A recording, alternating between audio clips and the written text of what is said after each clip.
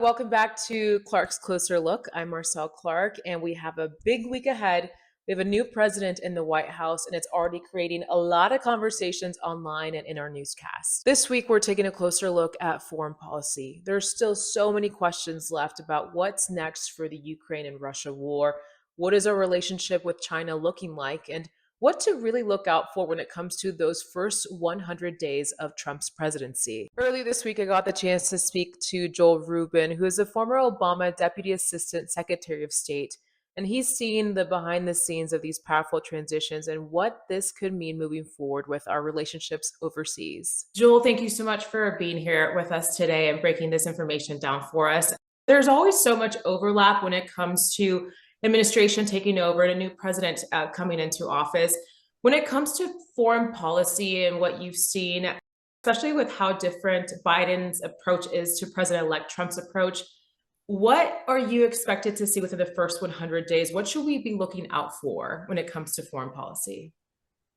Yeah, well, Marcel, it's always a pleasure to be with you and to talk about these issues, and I really appreciate the opportunity. First of all, transitions always are complex. I was in government during one major transition from President Clinton to President Bush. I saw that from the inside as a career civil servant. And what happens is that there's a tremendous amount of information and ideas that are put together by the existing staff and handed to what they call landing teams from the new incoming administration to look at, to review, and to have that as a preparation guide for their work. Unfortunately, in this moment, in this transition, that's really happening at a very superficial level. It's not happening in a way that is giving me a lot of confidence that the incoming national security leadership is going to be fully briefed and ready to go on day one. And in fact, I'm quite concerned that career people at the National Security Council, which tend to make up the majority of the staff, are being asked to return to their home agencies. And I'll just explain this for a second. Typically, the national security staff of the National Security Council is led by the National Security Advisor. Mike Waltz, the congressman who's going to be advising President Trump, he's a highly qualified national security advisor, and he's going to be someone who takes major threats to the United States seriously. But the staffing of that is requiring hundreds of people from across the government. The majority, again, as I said, come from agencies that are seconded there. They are there on detail, on assignment. I fear that what's going to happen is that when these officials return to their agencies, we're going to have a skeleton staff at the National Security Council.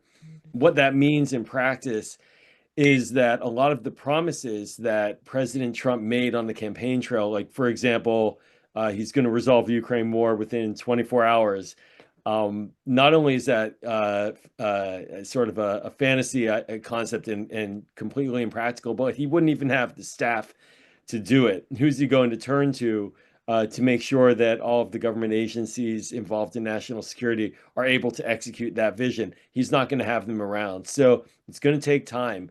And in the first 100 days, that's also the most nerve-wracking of times. I'll close with this, and then I could go ad nauseum forever on this. But if we remember, in the Bush administration back in 2001, there was a crisis in April of that year where China actually, their Air Force actually pushed down some of our aircraft, our military aircraft, and forcibly landed them. And Secretary of State Powell had to get involved in that crisis at that moment and deal with it. And there were memos going around about the threat of terrorism to the United States homeland, but the Bush administration was really focused on Russia and China as well, and ignored the threat coming from this small group called Al Qaeda. And then things happened, as we saw in September of that first year. So it's a very dangerous moment. And I think we're going to see from this administration a lot of rhetorical flourishes. But when it comes to execution, they're really going to have to take some time. I think it's going to take some time for them to figure out how they're going to staff it, who they're going to have in personnel, and how they're going to execute President Trump's vision. You mentioned there the promise that President-elect Trump mentioned with the Ukraine and Russia war. The numbers, just for our viewers watching, the numbers from the Bureau of Political Military Affairs shows to date that we have provided nearly $66 billion in military assistance to Ukraine. We're also very close to that third-year mark. There hasn't been, though, too many details released, even though we've had that promise. Critics say, though, that readiness to deliver that promise to the American people will also hurt Ukraine in this process. So, what do you see unfolding? Are you afraid of these kind of remarks when they're put out there? And, we have a lot of focus on this first 100 days. Yeah, I got to tell you, Marcel, I think there, first of all, is an appetite across the board for a diplomatic endgame in the war between Russia and Ukraine. That is not a debatable topic. The debatable topic is, what does that diplomatic endgame look like, and what role does the United States play in it? And if you look right now at Vladimir Putin, his demands are still maximalist demands. And so the Ukrainian people have been defending their sovereignty and their democracy largely through the support of the United States and NATO. So now President Trump decides he's going to get on the phone and make some calls to Vlad and talk to Zelensky and say, time to get a deal. What role is he going to play? How's he going to utilize American tools of national power to execute a diplomatic program that results in an agreement between two warring parties, an agreement that has been, up till now, 3 years into this war, a ghost? And is he going to call for a summit? If so, who's he going to have organize that summit? I guess the Secretary of State, who will just be new in the job. Is he going to tell Ukraine that congressionally appropriated funds for Ukraine on a bipartisan basis, that those funds now he will second, that he will hold back those funds? Will he do that? And if so, is that going to evince the kind of decisions in Kyiv that lead to a diplomatic agreement? I worry that he has a goal that everybody agrees with, but no plan on how to execute it. And we've seen this before.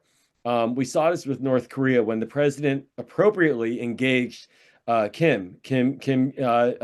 Un. I'm sorry, I'm talking about the father as well, but he engaged him in North Korea, and he went to North Korea. And I actually supported that. I thought it was a very bold move and a good idea, but there was no diplomatic plan afterwards to implement their vision of peace. And now we see North Korea with a more advanced nuclear program, and the legitimacy of a visit by the American president that conferred on him a sort of a place in the world, and we didn't get anything out of it.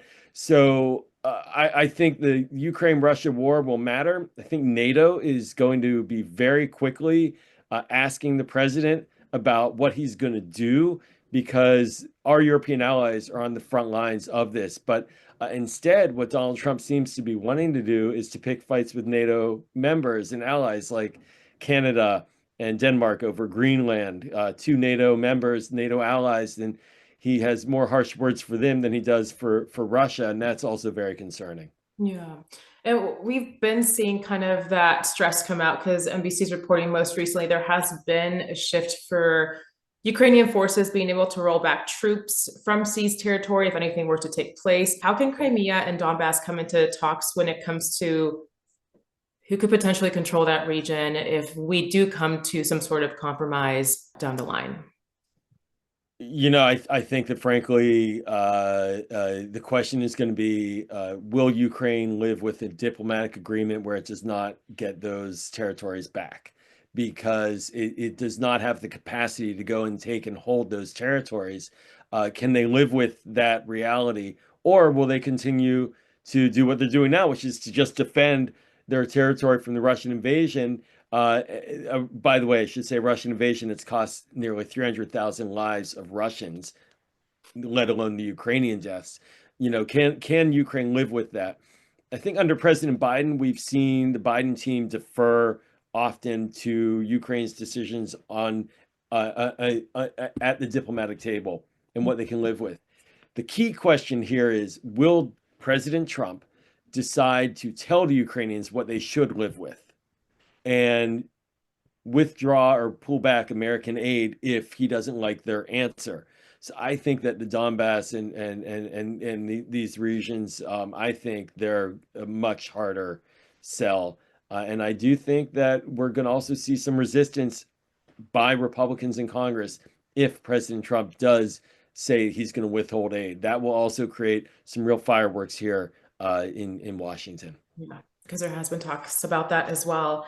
We can keep going about Ukraine and Russia, but another big question I wanted to ask you on was the response that Americans are waiting for right now when it comes to the hostages overseas. During a press conference just last week, President-elect Trump did say all hell will, quote, all hell will break out if those hostages aren't released. But what are those talks right now? What is actually, will we see a ceasefire within the first, 30 days? And if it comes to these kind of comments, when it comes to such a big topic that has really affected America?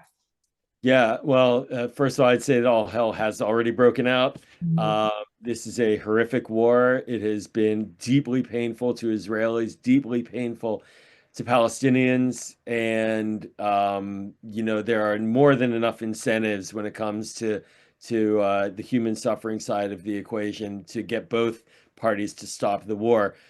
It's an elusive ceasefire negotiation, as you're hinting at, but this is the one area, and I say this on the positive side, this is like the one area in the transition where we've seen good coordination between the Trump team and the Biden administration. Amongst all the issues out there, this one seems to be working. And I think it's because there's been a lot of advocacy from hostage families in particular to try to make sure that President Trump, President-elect Trump, soon to be President Trump, that he supports the current negotiations, and he has been.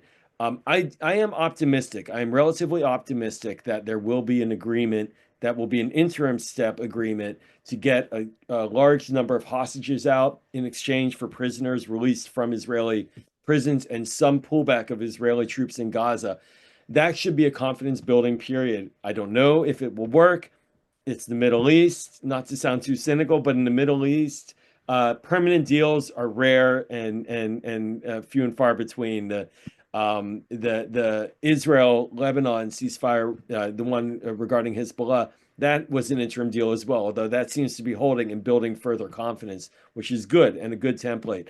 So hopefully it'll be done before the 20th. The interesting innovation here in this negotiation is that with President-elect Trump not showing any daylight between him and President Biden, it really does tell the parties that this is the kind of deal that they could expect to be negotiated with him as well. So there's no jockeying for position or holding out to see if they can get a better deal later. This is really the template that is going to continue, and I think that's why we see movement. And one other reason why we see movement, quite frankly, is that Hamas's sponsor, Iran, is on its back heels in the region. And that means a lot, and that means a lot to the countries in the region that are talking to Hamas, like Qatar and Egypt. And then, of course, President-elect Trump is also very close to Prime Minister Netanyahu. So the stars might be aligning, I hope, to see some kind of an agreement coming up that looks along the lines of what I just described. And I do want to touch base really quickly when it comes to our discussions overseas as well with China. There has been a lot of conversations, especially from the China Ministry of Commerce, that shared it would recently impose measures on 28 U.S. entities, and it also sanctioned 10 defense firms over military sales to Taiwan. What is this signaling from President Xi? Well, if you were to sum up President-elect Trump's vision for foreign policy in 3 words, it would be China, China, China. And so I think we're really going to not see a happy reaction Hmm. from the Trump team. Uh, you know, the long-standing concerns about China are bipartisan as well. There's a select committee in the House that's bipartisan, that's focused on China. It's expanding its portfolio from looking at military issues and economic issues to now culturals and philosophical issues and exchanges and the whole bit. The chairman of that committee is Mike Waltz, who will soon be the national security advisor, and that's a bipartisan committee. Just got upped in the rules package last week in the House. So President Trump has a lot of political space to raise tariffs on China, to speak, hopefully, with our allies around China, to give them reassurance. And that's a very important point about diplomacy, is much of it is about reassurance. And hopefully, I think with Secretary of State Rubio incoming, and he'll get through confirmation easily, he'll carry that message as well about protecting Taiwan's sovereignty. Because that is the biggest concern right now as well, is will China make a move on Taiwan? And she seems to say it's a matter of when, not if. And that is not going to fly with this White House. And I think President-elect Trump, he's going to have a tall order on his hands. This is a very hard area, and we're going to see probably the most intense focus on China when it comes to our national security policy. We heard it today. Just add in Pete Hegseth's confirmation hearings for Secretary of Defense, China. And we'll hear it from the Commerce Secretary. We'll hear it from the Treasury Secretary. Clearly, the National Security Advisor and the Secretary of State. They're all going to be singing that tune. And they're going to have a lot of support from both sides of the aisle to try to push back on China's aggression in East Asia. And before we wrap up, Joel, I'm just curious. You mentioned 25 years observing our foreign policy and seeing. I was born about 30 years ago, so I just started as a, kindergartner. But it's been you've seen a lot of personalities go in and out of our White House. Has there been one administration though that has taken over the White House that you've seen kind of do a smooth transition when it comes to our foreign policy, or is there always kind of, it's a complicated process, you're taking in different ideas in some cases and bringing in new ideas as well, but it's also the execution, like you mentioned.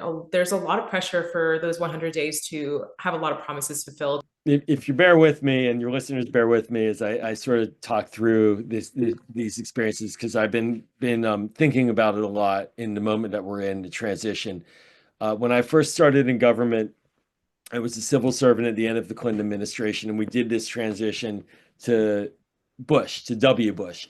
But we did it on the heels of a recount, a 5-week delay in the certification of the president at that time, and it was really truncated. That said, for several weeks, the Bush team was very serious about learning what they needed to learn, because they wanted to take over the government and run the government. They respected the civil service. They respected the expertise. They didn't agree with the policies, obviously, but they understood the value of being strong leaders in government, and they took that job seriously. You fast forwarded 8 years, the same thing was basically done in reverse from President Bush to Barack Obama. And there was, at that time, in December of 2008, a major war, sounds like, echoes of today, between Israel and Hamas. In Gaza, there was a lot of fighting going on. There was a back and forth, and there was a push for a ceasefire. And at that time, there was a lot of coordination. And we know this because on day one, basically, President Obama went and appointed George Mitchell to be special envoy for Middle East peace to resolve that fight and try to look for ways forward on two-state solution diplomacy, which obviously is a whole other topic. But there was a smooth transition. Everything since then has gotten screwed up. After 2016, at that election period, the Trump team developed transition plans that Governor Christie was leading, and that were all famously thrown in the dumpster, and they tore up the transition books. Then 2020, we had basically an insurrection. And you read Jack Smith's report that just came out. We had moves by the White House. They were focusing more on maintaining power than on transitioning and transferring power. President Trump at the time didn't even show up to the inauguration, right? So very bad transition. In this case, this at least is somewhat getting back to regular order, because we've seen the Biden team prepare and organize. The question is, does the Trump team want to receive the information or not? Mm-hmm. They have their own templates from outside groups, Project 2025. The author of that, the leader of that, will be the director of the Office of Management and Budget, Russ Vought.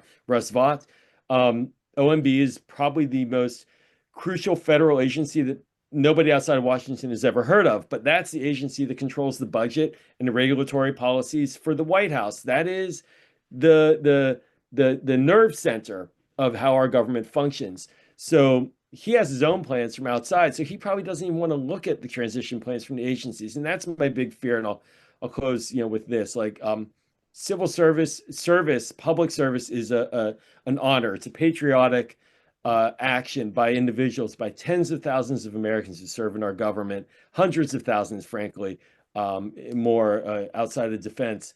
And for the people who work in agencies in Washington, you have people who are deep experts in the EPA, deep experts in water and air issues, and DOE and energy technologies and transportation, the people designing our highways. The list goes on and on.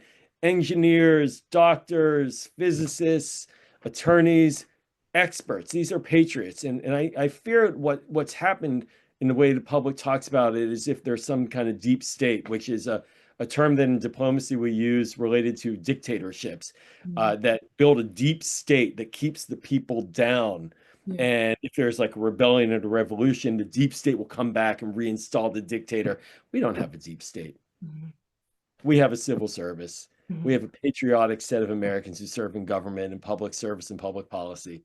And I hope that that's respected. I know the Bush people figured it out and understood how to maneuver and move the agencies towards their policy goals. The people who serve in our government are not our opponents, they're us. And I hope that that will come to bear. I think some of the people appointed believe in that. And I think some of the people appointed do not. And we'll just have to see where President Trump ultimately comes out, because if he leverages the expertise and patriotism of the people who serve in our government, this transition will be smooth. Crises will be avoided or dealt with effectively. If he does not, then we will have a variety of disruptions that will be very unpleasant to watch in the next period. Yeah, it's going to be interesting to see what unfolds, and definitely we're just days away. Can't believe we're here already. But Joel, Rubin, thank you so much for your time and your expertise for breaking all these topics down. We really appreciate it. Thanks, Marcel.